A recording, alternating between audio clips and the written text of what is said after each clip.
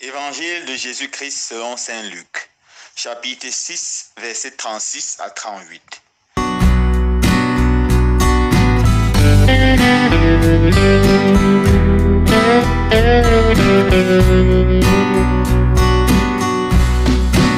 En ce temps-là, Jésus disait à la foule, « Soyez miséricordieux comme votre Père est miséricordieux. Ne jugez pas et vous ne serez pas jugés. Ne condamnez pas et vous ne serez pas condamnés. Pardonnez et vous serez pardonnés. Donnez et l'on vous donnera. C'est une mesure bien pleine, tassée, secouée, débordante, qui sera versée sur le pan de votre vêtement, car la mesure dont vous vous servez pour les autres servira de mesure aussi pour vous. » Acclamons la parole de Dieu. Louange à toi, Seigneur Jésus.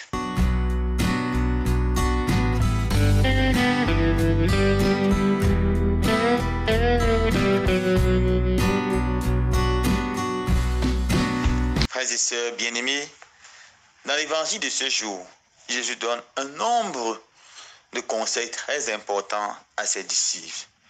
J'aimerais m'arrêter sur celui-ci. Ne jugez pas et vous ne serez pas jugés. Par ce conseil, Jésus n'est pas en train d'inviter les disciples à ne plus utiliser leur capacité critique devant les situations, leur capacité à discerner le bien du mal, à évaluer les situations. Il est absolument nécessaire que l'homme soit capable de juger les actions des autres, juger les actions de la société, juger même les actions du gouvernement, afin de rester éveillé et de ne pas rester endormi. L'Église doit juger les nouvelles doctrines qui sont enseignées et voir si elles peuvent être adoptées à l'Église comme doctrines venant de Dieu ou si elles doivent être rejetées dans le cas où elles sont contre la volonté de Dieu et qu'elles déshumanisent l'homme. Nous sommes appelés chaque jour de notre vie à évaluer les attitudes des autres pour voir si nous devons cheminer avec eux, si nous devons rester à l'écart. C'est pour ça qu'on dit souvent aux enfants de se méfier des mauvaises compagnies. Un enfant doit discerner parmi ses amis qui est une bonne compagnie ou qui est une mauvaise compagnie. Alors, qu'est-ce que Jésus condamne spécialement dans ce passage? Il commande la facilité à condamner les autres et il commande spécialement trois choses. Premièrement, il commande ce qu'on appelle les jugements rapides, les jugements très rapides. Par jugement rapide, j'apprends la mauvaise habitude, j'entends par cela la mauvaise habitude que nous avons souvent à donner, à condamner rapidement quelqu'un. Après une expérience, après simplement un contact ou après une erreur d'une personne, on le condamne et on dit c'est un incapable. Et on met sur lui une étiquette d'incapable. Peu importe ce que cette personne fera, à nos yeux, il sera incapable, incompétent. Ce jugement est mauvais parce qu'il nous empêche de regarder l'autre comme don de Dieu et de prendre le temps de l'apprécier, de prendre le temps de tirer toutes les grâces et les bénédictions que le Seigneur veut nous apporter par notre frère, notre sœur. Le deuxième jugement que Jésus condamne, c'est le jugement qui est incharitable ou qui manque de charité.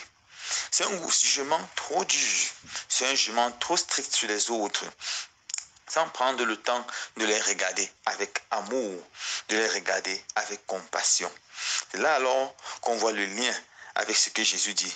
Soyez miséricordieux, comme votre Père céleste est miséricordieux. Le jugement qui n'est pas charitable, c'est le jugement qui fait fi de la miséricorde, qui refuse la miséricorde et qui est prêt à condamner les autres, qui est prêt à critiquer toutes les actions que les autres font et qui est rempli de préjugés.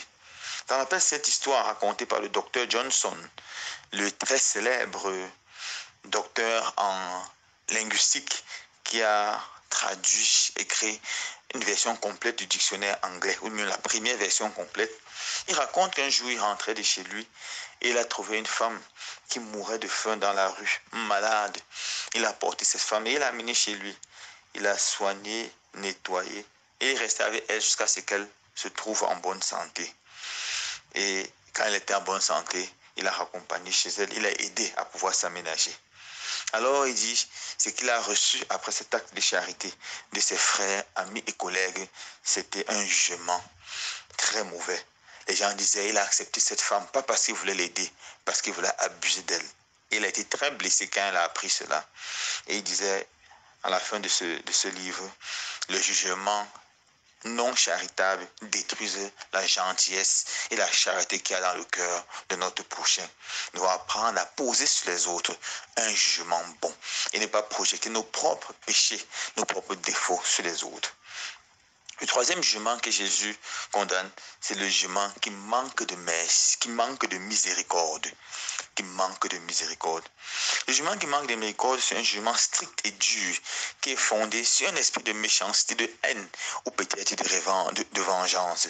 C'est quelqu'un qui nous a fait du mal, quelqu'un qui nous a énervés.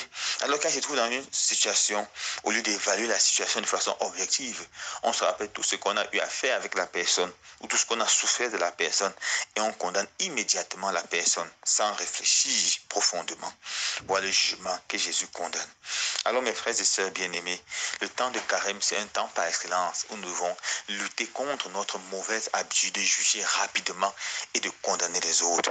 Nous devons, frères et sœurs bien-aimés, apprendre à regarder les autres avec amour, avec miséricorde et apprendre à pardonner. Et bien sûr, nous ne pouvons pas arriver à ce niveau sans l'aide de Dieu. D'où la nécessité de la prière, de beaucoup prier pour demander au Seigneur la grâce de poser un regard d'amour sur les autres. Un regard qui ne juge pas, qui ne condamne pas, qui ne renverse pas, mais un regard qui veut toujours élever celui qui tombe, qui veut toujours donner une autre chance à son frère. Qu'en ce temps de calme, le Seigneur change notre mauvaise habitude de juger et nous donne d'être des frères qui répandent l'amour et rien que l'amour. Loué soit Jésus-Christ.